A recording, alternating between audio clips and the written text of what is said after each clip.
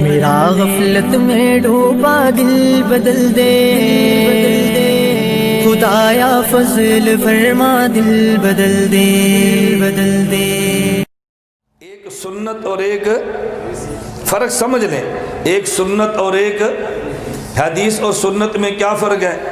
سنت اس عمل کا نام ہے جس کو صحابہ لے کے چلے ہوں، جس کو صحابہ لے کے چلے نہ ہوں، پیغمبر کے دور میں ختم ہو جائے، اسے سنت نہیں کہتے۔ میں اس کی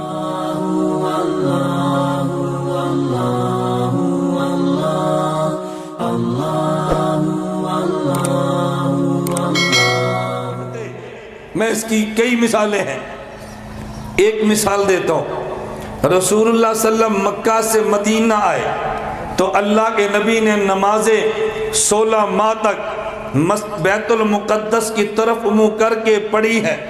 اب دنیا میں کوئی مسلمان بیت المقدس کی طرف منہ کر کے نماز پڑھنے کے لیے تیار، حالانکہ اللہ کے نبی نے پڑھی ہے۔ کوئی بندہ آپ سے پوچھے کیوں نہیں پڑھتے، آپ کہتے ہیں پہلے پڑھی تھی، پھر قبلہ بدل گیا تھا تو پتہ چلا کہ قبلہ بیت المقدس کی طرف منہ کر کے نماز پڑھنا یہ سنت نہیں ہے۔ آپ حدیث تو کہہ سکتے ہیں لیکن یہ سنت نہیں ہے۔ توجہ، دوسرا مسئلہ، اللہ کے نبی نے بیک وقت نکاح کتنے فرمائے؟ اتنا علم تو آپ کے پاس ہے نا۔ حضور پاک نے بیک وقت کتنے نکاح فرمائے؟ 11 نہیں 9، اتنے سادے نہ بنو، 9۔ 11 حضور کی کل بیویاں ہیں لیکن حضور کے بیک وقت نکاح میں 9 ہیں۔ حضور کی زندگی میں خدیجہ بھی فوت ہو گئی، حضرت زینب بھی فوت ہو گئی۔ حضور کی 2 بیویوں کا نام زینب ہے، ایک ہے زینب بنت جہش، ایک ہے زینب بنت خزیمہ، اور ایک ہے حضور کی بیٹی زینب بنت محمد۔ وہ زینب الگ الگ ہے۔ میں بات سمجھانے لگا، اللہ کے نبی نے بیک وقت نکاح کتنے فرمائے؟ بولتے جاؤ۔ تو کوئی 9 نکاح کر سکتا ہے؟ اللہ کے نبی نے کی، آپ کیوں نہیں کر سکتے؟ تو جو بندہ یہ کہے سنت وہ عمل جو نبی نے کیا، آپ کو نبی نے 11 نکاح کیے، امت کے لیے 11 جائز کیوں نہیں ہے؟ کہیں گے نبی کے ساتھ خاص ہے، امتی نہیں کر سکتا۔ تو پتہ چلا سنت کا صرف معنی یہ نہیں ہے وہ کام اللہ کے نبی نے فرمایا ہو، صرف معنی یہ نہیں ہے۔ صحیح بخاری اٹھا کے دیکھ لے، اللہ کے نبی نے کھڑے ہو کے پیشاب فرمایا، لیکن کھڑے ہو کے پیشاب فرمانا یہ سنت نہیں ہے، یہ ضرورت کے تحت ہے۔ تو سنت کا معنی وہ عمل ہے جس کو پیغمبر کا صحابی لے کے چلے، حدیث اس عمل کا نام نہیں ہے جسے پیغمبر کا صحابی لے کر چلے۔ بات توجہ سے سمجھنا، ہم آل و سنت ہیں، آل حدیث خود کو نہیں کہتے۔ جو عمل ختم ہو گیا وہ بھی حدیث ہے، جو چل پڑا وہ بھی حدیث ہے، لیکن جو ختم ہو جائے وہ سنت نہیں ہے۔ ایک فرق بلکہ 3 فرق سمجھ لیں۔ سنت کے بارے میں، حدیث کے بارے میں آپ سنیں گے یہ حدیث صحیح ہے اور یہ حدیث ضعیف ہے۔ سنت کے بارے میں کبھی نہیں سنیں گے یہ سنت صحیح ہے، یہ سنت ضعیف ہے۔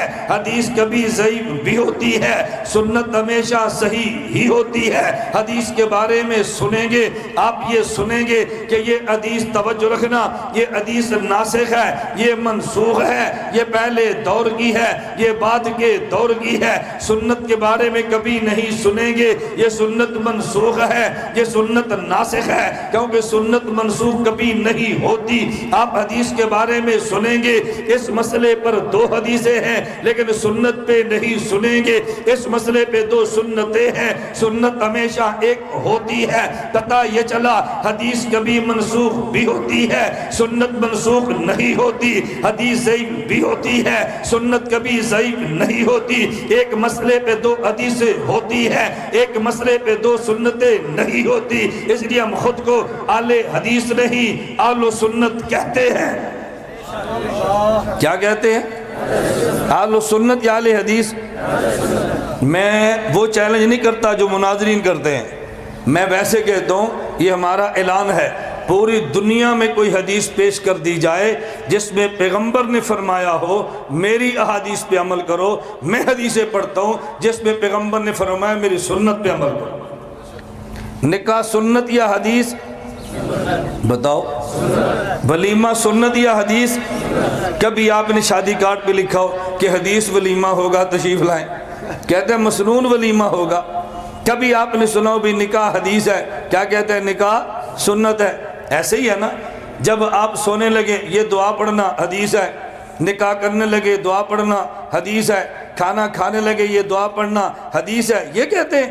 آپ کہتے ہیں اٹھے تو یہ کلمے پڑھنا سنت ہے، یہ دعا پڑھنا سنت ہے، بیت الخلاء میں جائے تو سنت یہ ہے، باہر آئے تو سنت یہ ہے، کعبہ جائے تو سنت یہ ہے۔ تو سنت کی بات کرتے ہیں، حدیث کی کرتے ہیں۔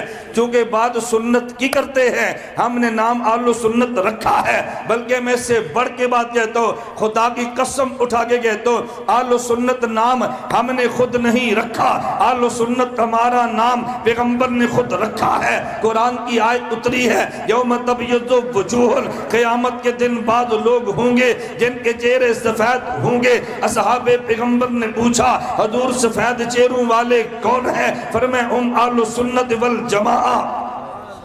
وہ کون ہے؟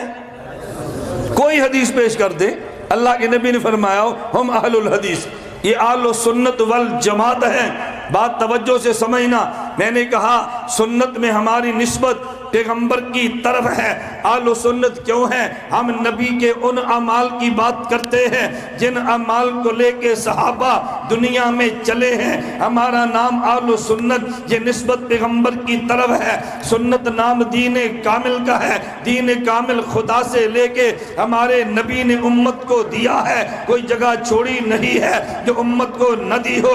آل سنت کا معنی کامل دین والے ہیں، اور کامل دین نبی نے دیا ہے۔ والجماعت کا معنی کامل دین نبی نے پیغمبر کے صحابہ کو دیا ہے، اپنے شاگردوں کو دیا ہے، اور نبی کے صحابہ نبی سے دین کامل لے کے دنیا میں چلے گئے ہیں۔ نماز نبی نے صحابہ کو دی ہے، روزہ نبی نے صحابہ کو دیا ہے، حج نبی نے صحابہ کو دیا ہے، جہاد نبی نے صحابہ کو دیا ہے، دعوت نبی نے صحابہ کو دی ہے، سیاست شرعیہ نبی نے صحابہ کو دی ہے، علوم نبوت نبی نے صحابہ کو دیا ہے۔ تو پھر میں یہ بات کہتا ہوں، اگر سیاست شرعیہ چاہیے نبوت والی صحابہ دیں گے، جہاد نبی والا صحابہ دیں گے، علوم نبی والے صحابہ دیں گے، اعمال نبی والے صحابہ دیں گے۔ جو کچھ خدا سے ملے نبی کے ذریعے ہے، جو کچھ نبی سے ملے صحابہ کے ذریعے ہے۔ نبی کو چھوڑ دے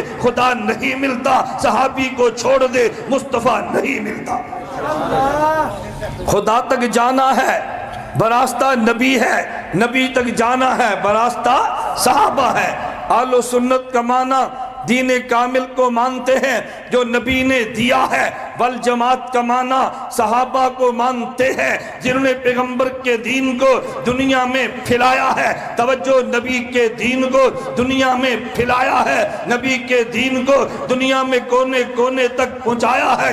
نبی نے دین خدا سے لیا، توجہ میرے جملوں پہ دیکھنا، نبی نے دین خدا سے لیا، صحابہ نے دین نبی سے لیا۔ نبی نمائندہ خدا ہے، صحابی نمائندہ مصطفیٰ ہے۔ جتنی تعداد انبیاء کی ہے اتنی تعداد صحابہ کی ہے۔ اگر انبیاء 1,24,000 ہے، صحابہ بھی 1,24,000 ہے، اس کی وجہ یہ ہے نبی نمائندہ خدا ہے، صحابی نمائندہ مصطفیٰ ہے۔ خدا نے محمد کو اعزاز دیا ہے، جتنے نمائندے میرے ہیں اتنے نمائندے تیرے ہیں۔ تجھ پہ نمائندگی میری ختم، ان پہ نمائندگی تیری ختم۔ تیرے بعد نمائندہ خدا کا دعویٰ کرے تو بے ایمان ہے، ان کے بعد نمائندگی مصطفیٰ کا دعویٰ کرے تو بے ایمان ہے۔ حضور آئے ہیں، نبوت ختم ہے، حضور گئے ہیں، صحابیت ختم ہے۔